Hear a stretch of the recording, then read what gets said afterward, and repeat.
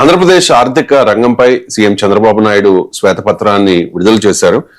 Professor గారు, సాధారణంగా మనం చూస్తూ ఉంటాం, ప్రభుత్వం ఏర్పడిన కొత్తలో శ్వేతపత్రాలు రిలీజ్ చేస్తూ ఉంటారు. కానీ అధికారంలోకి వచ్చి 2 ఏళ్లు పూర్తయిన తర్వాత ఇప్పుడు కూటమి ప్రభుత్వం ఎందుకు ఈ శ్వేతపత్రాన్ని రిలీజ్ చేసినట్టు? ఈ శ్వేతపత్రం రిలీజ్ చేయడంలో మొదటి లక్ష్యం ఏంటంటే, ఇప్పుడు కాంటెక్స్ట్ ఏంటి, రాష్ట్ర ప్రభుత్వ ఉద్యోగులు ఉపాధ్యాయులు ఆల్రెడీ రోడ్డెక్కుతున్నారు. వాళ్ళకు డిఏలు పెండింగ్ ఉన్నాయి. పిఆర్సి 2 ఏళ్ళైనా ఇంతవరకు అపాయింట్ చేయలేదు. మీకు ఇంటరిమ్ రిలీఫ్ ఇస్తలేరు. ఈ మధ్య కూడా రాష్ట్ర వ్యాప్తంగా వేలాది మంది ఉపాధ్యాయులు ఉద్యోగులు రోడ్డెక్కారు మీకు ఫ్యాప్టో నాయకత్వంలో. సో అందువల్ల మాకు ఉద్యోగులు ఉపాధ్యాయులు కూడా ప్రభుత్వ ఉద్యోగులే. సో ప్రభుత్వ ఉద్యోగులు పెన్షనర్లు వీళ్ళు ఆల్రెడీ పోరుబాట పట్టారు. ఎందుకంటే వీరికి అనేక రకాల హామీలు చంద్రబాబు నాయుడు ఎన్నికల సమయంలో ఇచ్చారు. మీకు మేము వస్తే ఇది జరుగుతుంది, అది జరుగుతుంది, బ్రహ్మాండంగా ఇచ్చారు. ఎందుకంటే జగన్మోహన్ రెడ్డి ప్రభుత్వం పైన ఉద్యోగులు చాలా కోపంతో ఉండేవారు. ఎందుకంటే జగన్మోహన్ రెడ్డి మీకు ఓల్డ్ పెన్షన్ స్కీమ్ ఇస్తాను, కంట్రిబ్యూటరీ పెన్షన్ రద్దు చేసి సిపిఎస్ రద్దు చేసి ఓపీఎస్ ఇంట్రొడ్యూస్ చేస్తానన్నాడు.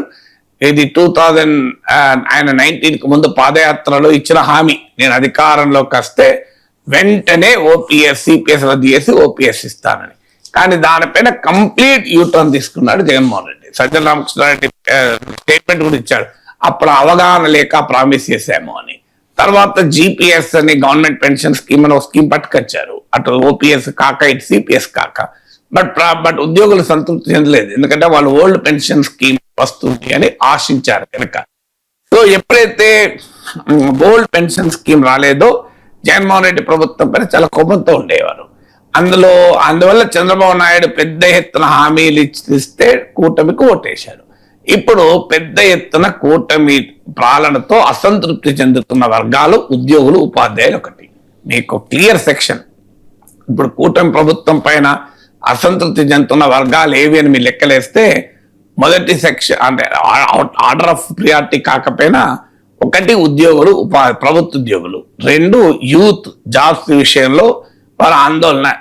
అంటే చాలా ఎక్కువ ఆశించారు. 20 లక్షల ఉద్యోగాలు వస్తాయన్నారు. ఇప్పుడు వీళ్ళు చెప్తున్నారు ఇన్ని పెట్టుబడులు వచ్చాయి, అన్ని పెట్టుబడులు వచ్చాయి రోజు. కానీ క్షేత్రస్థాయిలో 20 లక్షల ఉద్యోగాలు వచ్చాయన్న భావనలో ఆంధ్రప్రదేశ్ యూత్ లేదు. 3వ వర్గం రైతులు. గిట్టుబాటు ధరలు లేవు అని పొగాకు నుంచి ఆక్వా వరకు, మామిడి నుంచి మిర్చి వరకు అన్ని వర్గాల రైతాంగం కూడా చాలా అసంతృప్తి ఉన్నారు. మిగతా మీకు పెన్షనర్లు, పథకాలు, లబ్ధిదారులు, మీకు ఇతర వర్గాల ప్రజలు అంతగా అసంతృప్తి లేరు. వాస్తవంగా జగన్మోహన్ రెడ్డి అయితే మొత్తం అందరూ అసంతృప్తి చెందారని ఆయన భ్రమలో ఉన్నారు. కానీ మిగతా వర్గాల అసంతృప్తిలో లేరు. కానీ ఈ 3 వర్గాల్లో స్పష్టంగా అసంతృప్తి మొదలైంది. ఇది మీరు తెలుగుదేశం ఇంటర్నల్ సర్వేలో వ్యక్తమవుతుంది, ఎవరు సర్వే చేసినా వ్యక్తమవుతుంది, ఆంధ్రప్రదేశ్లో ఎవరిని కదిలించినా తెలుస్తుంది. అందువల్ల ప్రభుత్వ ఉద్యోగులు ఆల్రెడీ పోరుబాటులో ఉన్నారు కనుక ప్రభుత్వ ఉద్యోగులకు పిఆర్సి అమలు చేయడాన్ని ఎగ్గొట్టాలి. ఐఆర్ ఇవ్వకూడదు. దీనికి బకాయిలు కూడా కొన్ని 1000 కోట్ల బకాయిలు ఉన్నాయి, 1000 కోట్లు. సో ఈ బకాయిలు మెడికల్ రియంబర్స్మెంట్ నుంచి మొదలుకొని పెన్షన్ సందర్భంగా వచ్చే పేమెంట్లు, ఈ బకాయిలను కూడా ఇవ్వలేదు. వీటిపైన ప్రశ్నలు అడుగుతున్నారు కనుక ఆర్థిక పరిస్థితి ఇందులో ఈ శ్వేతపత్రంలో మీరు చూడండి, ప్రామినెంట్ గా చెప్పిన అంశం ఏంటంటే రాష్ట్ర ప్రభుత్వ స్టేట్ ట్యాక్స్ ఓన్ రెవెన్యూస్, ఇందులో అత్యధిక భాగము జీతభత్యాలకే పోతుంది అని చెప్పారు. ఇది ఎస్టాబ్లిష్ చేశారు. అది జగన్మోహన్ రెడ్డి ప్రభుత్వ హయాంలో ఇంకా ఎక్కువ ఉండే. మేము అధికారంలోకి వచ్చాక సంపద పెంచి ఆదాయాన్ని పెంచి మేము తగ్గించామని చెప్తున్నారు. సో నా క్వశ్చన్ ఏంటంటే, మీరు జీతభత్యాలపైనే ఎక్కువ ఖర్చు అవుతుంది అని చెప్పడం ద్వారా ఏమి చేయదలుచుకున్నారు? అంటే ప్రజలకు ఉద్యోగులకు మధ్య ఒక అగాధాన్ని సృష్టించాలి. ప్రభుత్వ ఉద్యోగులు ఉపాధ్యాయులు జీతాలు పెంచమని, ఐఆర్ ఇవ్వమని, పిఆర్సి పెట్టమని అడిగితే వారిపైకి ప్రజల్ని కుసిగొల్పాలి. ఇది లక్ష్యం కాదా అనే క్వశ్చన్. ఎందుకంటే మీరు చూడండి, ఈ శ్వేతపత్రం విడుదలైన వెంటనే తెలుగుదేశం అనుకూల పాత్రికేయులు, కాస్త ఆలోచన పరులందరూ వీడియోలు పెడుతున్నారు. చూడండి అన్యాయం, చూడండి జనం దగ్గర లాక్కొని పీక్కొని జనాన్ని వెంబడించి వసూలు చేసిన పన్నులన్నీ ఉద్యోగుల జీతాలకే పోతున్నాయే, ఉద్యోగుల పేమెంట్లకే పోతున్నాయే. మరి ఈ ఉద్యోగులు అవసరమా మనకనే స్థాయిలో విశ్లేషణలు పెడుతున్నారు. విశ్లేషణలు ఎందుకు వారిని వేల కొద్ది వ్యూవర్స్ మధ్య సర్క్యులేట్ చేస్తున్నారు. ఏం చెప్పదలుచుకున్నారు? మీరు ఒక పబ్లిక్ ఒపీనియన్ క్రియేట్ చేయదలుచుకున్నారు. ప్రభుత్వ ఉద్యోగులపైకి జనాన్ని రెచ్చగొట్టారు. ప్రభుత్వ ఉద్యోగులు ఉపాధ్యాయులు రేపు రోడ్ల మీదకి వచ్చి మా జీతాలు పెంచమంటే ప్రజలే వారిని వ్యతిరేకించాలి. మా పన్నులన్నీ మీ ఖర్చులకే పోతున్నాయి, మా పన్నులన్నీ అని. నేను ప్రభుత్వాన్ని అడిగేదంటే, అయ్యో సంతోషం, మీరు ఉద్యోగుల జీతభత్యాలకే పోతున్నాయి అంటున్నారు. నా సూటి ప్రశ్న ఏంటంటే, జగన్మోహన్ రెడ్డి ప్రభుత్వ హయాంలో ఇంతకన్నా ఎక్కువ భారం ఉండే అని మీరే చెప్పారు. ఇదే శ్వేతపత్రం మీరు చూడండి. జగన్మోహన్ రెడ్డి ప్రభుత్వ హయాంలో మా రాష్ట్ర ప్రభుత్వ స్టేట్ ట్యాక్స్ ఓన్ రెవెన్యూలో ఇప్పుడున్న దానికన్నా ఎక్కువ భాగము జీతభత్యాలకే పోయేది. మరి మీరు ఎప్పుడు ఎందుకు విమర్శించారు? అప్పుడు మీరు ఎందుకు ఉద్యోగుల పోరాటాలకు మద్దతు ఇచ్చారు? మీరు ఎందుకు ఉద్యోగులకు హామీ ఇచ్చారు? మీకు తెలుసు కదా జీతభత్యాలకు ఎక్కువ పోతుంది కనుక మేము ఇవ్వలేము, మేము అధికారంలోకి వచ్చినా మీకు ఇవ్వలేము, ఇంత కూడా ఇవ్వలేము. జగన్మోహన్ రెడ్డి అన్న ఇస్తున్నాడు అప్పులు చేసి, మేము అది కూడా ఇవ్వలేము అని చెప్పాలి కదా. అప్పుడు ఏం చెప్పారు? అన్ని వర్గాల ప్రజలకు ఒకటే హామీ, మేము అన్ని అమలు చేస్తాం, ఎంతైనా అమలు చేస్తాం. ఎందుకు? మా ఆయాంలో సంపద సృష్టిస్తాం, ఆదాయాన్ని పెంచుకుంటాం. ఇదే కదా మీరు చెప్పింది. ఇప్పుడు ఇదే శ్వేతపత్రంలో చెప్తున్నారు జగన్మోహన్ రెడ్డి కాలంలో జీతభత్యాల భారం ఎక్కువ ఉండేది. మరి ఎక్కువ ఉన్నప్పుడు మీరు ఇచ్చిన హామీ కదా. ఇప్పుడు తగ్గింది కదా, మీరే చెప్తున్నారు తగ్గింది భారం అని. మరి భారం తగ్గినాకనేమో మరి ఇబ్బంది ఎందుకు? భారం ఎక్కువ ఉన్నప్పుడే హామీ ఇచ్చారు కదా అనే క్వశ్చన్ ఆన్సర్ ఉందా? ఇక ఇంకొక డైమెన్షన్ కూడా ఏంటంటే, అయ్యా మీరు ఉద్యోగులనే టార్గెట్ చేస్తున్నారు. నేను ఒకటి అడుగుతాను, కార్పొరేట్ కంపెనీలకు ఇచ్చే రాయితీల మొత్తం ఎంత? మీకు స్టేట్ ట్యాక్స్ రెవెన్యూస్ కదా, పన్నులు వచ్చిన 100 రూపాయల పన్నులు వస్తే అందులో 90 రూపాయలు 95 రూపాయలు ఉద్యోగుల జీతభత్యాలకే పోతున్నాయని ప్రజలు ఉసిగొలుపుతున్నారే. అయ్యా మీరు 100 రూపాయలు రాష్ట్ర ప్రభుత్వానికి ఆదాయం వస్తే ఎంత ఆదాయం కోల్పోతున్నారు అది చెప్పండి. కార్పొరేట్ కంపెనీలకు చౌకగా భూములు ఇవ్వడం, బరాబరిస్తాం 99 పైసలకే భూములు, అది కూడా ఉద్యోగాలు కల్పించని ఉత్పాదక వ్యవస్థకు దోహదం చేయని రియల్ ఎస్టేట్ కంపెనీలకు ఇస్తాం భూములు, మాళ్ళకి ఇస్తాం, షాపింగ్ మాళ్ళకి ఇస్తాం భూములు. అసలు ఇదేమైనా దేశానికి ఆర్థిక వ్యవస్థకు ఊతాన్ని ఇచ్చేటువంటి వ్యాపార లావాదేవీలు కదా. షాపింగ్ మాల్స్ లో మీరు ఫ్రీగా ల్యాండ్ ఇస్తే వాళ్ళు ఏమన్నా తక్కువ రేటుకు అమ్ముతారా? మీరు చెప్పండి నాకు. మరి వాళ్ళకి ఇచ్చేటువంటి రాయితీలు ఇవన్నీ లెక్కేయండి, అది కూడా చెప్పండి. స్టేట్ ట్యాక్స్ రెవెన్యూ ఇంకో ఇన్ని వేల కోట్లు వస్తున్నాయి, ఇంకో ఇన్ని వేల కోట్లు మేము కోల్పోతున్నాం, రాయితీలు ఇస్తున్నాం అని చెప్పండి. అంటే ప్రభుత్వం పారిశ్రామిక వర్గానికి కార్పొరేట్ వర్గానికి ఇచ్చే రాయితీల ఖర్చు స్టేట్ ట్యాక్స్ రెవెన్యూస్ లో ఎంత భాగము చెప్పండి. కేవలం ఉద్యోగులు ఎందుకు టార్గెట్ చేస్తారు? పోనీ మీ మంత్రులు, ముఖ్యమంత్రులు మీరు చేసేటువంటి ఖర్చులు, రాజకీయ కార్యక్రమాలు, మీరు ఎయిర్పోర్ట్ భోగాపురంలో ఇనాగ్రేట్ చేశారు, అవసరం ఇనాగ్రేషన్, తప్పేమీ లేదు. ప్రైమ్ మినిస్టర్ పిలిచారు, ఇన్ని కోట్లు ఖర్చు పెట్టడం అవసరమా అనే ప్రశ్న వస్తుంది కదా. మరి దానికి ఖర్చు పెడుతున్నారు కదా, మీరు అడ్వర్టైజ్మెంట్ల మీద ఖర్చు పెడుతున్నారు కదా, మీరు స్పెషల్ ఫ్లైట్ల ప్రత్యేక విమానాల పైన ఖర్చు పెడుతున్నారు కదా, మీరు సింగపూర్కి వెళ్ళి మంత్రులు నేర్చుకోవడానికి ఖర్చు పెడుతున్నారు కదా. మన సింగపూర్కి వెళ్ళి మంత్రులు ఏం నేర్చుకుంటారని ఏబిఎన్ రాధాకృష్ణనే ప్రశ్నించారు కదా. మీరు మరి ఆన్లైన్ లో నేర్చుకోవచ్చు కదా, ఇంట్లో కూర్చొని వర్క్ ఫ్రమ్ హోమ్ అని చంద్రబాబు నాయుడే చెప్తుంటే లెర్న్ ఫ్రమ్ ఆంధ్రప్రదేశ్ అని మంత్రులు చెప్పొచ్చు కదా. సింగపూర్ ఎందుకు పంపించాలి ఖర్చులు పెట్టి?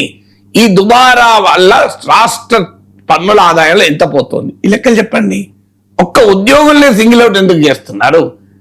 నేను ఆంధ్ర శాసన మండలిలో ఉండగా ఇలాగే ప్రభుత్వం అప్పుడు కూడా డిఫెండ్ చేసుకుంది. ఎప్పుడైనా ప్రభుత్వాలు ఇదే స్వభావం ఉంటాయి.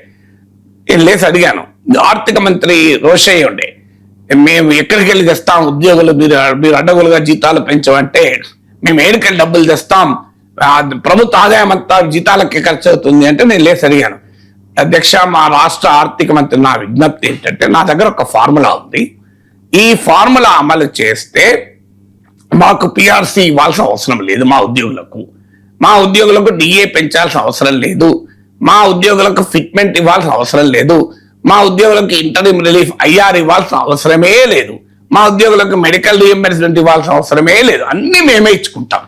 ఒక్క పని చేయండి అన్నారు. ఏం చేయండి మరి చెప్పండి అన్నారు. ఏమి లేదు, గాలి జనార్దన్ రెడ్డికి ఓబులాపురంలో ఇనుప ఖనిజం నిధులు చాలా చౌకగా ఇచ్చారు, అది మా ఎంప్లాయీస్ ట్రస్ట్కి ఇవ్వండి. మేము గాలి జనార్దన్ రెడ్డి 100 రూపాయలు మీకు చెల్లిస్తే మేము 200 చెల్లిస్తాం, డబుల్ చెల్లిస్తాం. ఆ ఓబులాపురం గనులని మాకు ఇచ్చేయండి, మీకు జీతాలని మేము ఇచ్చుకుంటాం అని చెప్పాను. దీనికి సిద్ధమా ప్రభుత్వం అని అడిగాను, ఆన్సర్ లేదు. అందువల్ల కేవలం ఉద్యోగులకే టార్గెట్ చేయడం అనేది అన్యాయము. అది కేవలం ప్రజలను ఉద్యోగులపైకి రెచ్చగొట్టేటువంటి ఒక ప్రయత్నం. ఇది మొదటిగా ఈ శ్వేతపత్రం లక్ష్యం. ఎందుకంటే ఇప్పుడు ఎందుకు మీరు అడిగారు, ప్రశ్నలో క్లియర్ గా అడిగారు. మరి ప్రభుత్వం వచ్చిన మొదట్లో శ్వేతపత్రాలు ఇస్తుంటారు, పొలిటికల్ గా తమ ప్రత్యర్థులు ఎక్స్పోజ్ చేయడానికి శ్వేతపత్రాలు ఇస్తారు, తప్పేం పట్టని ఏ ప్రభుత్వం ఇస్తుంది. ఇప్పుడు తెలంగాణలో రేవంత్ రెడ్డి ప్రభుత్వం వచ్చిన వెంటనే ఆర్థిక పరిస్థితి శ్వేతపత్రం ఇచ్చారు, విద్యుత్ రంగం పైన శ్వేతపత్రం ఇచ్చారు, చంద్రబాబు నాయుడు ప్రభుత్వం వచ్చినా ఇచ్చారు, ఎవరైనా ఇస్తారు.